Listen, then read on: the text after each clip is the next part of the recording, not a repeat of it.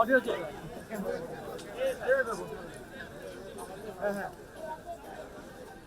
ভাই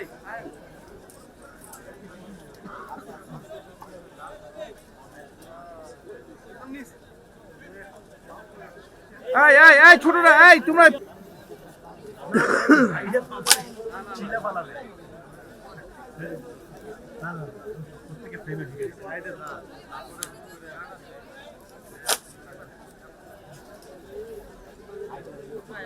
প্রত্যেককে ফ্রেমে চলে আসবে নিজেরা নাম লিখো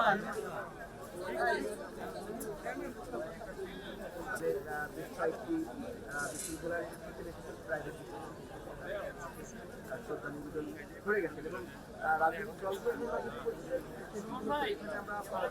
নটার সময়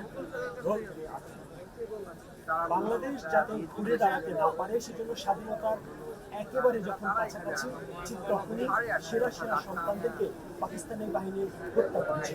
সেসব বীর শহীদদের বাংলাদেশ কখনো ভুলে যাবে না, এটা সত্য। এবং একই সঙ্গে এটাও সত্য বাংলাদেশ ঠিকই ঘুরে দাঁড়িয়েছে।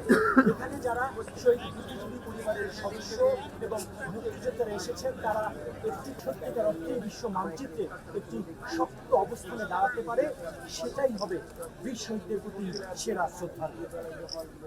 ঢাকার মিরপুরের শহীদ বুদ্ধিজীবী স্মৃতিসৌধ থেকে মোস্তফা মল্লিক।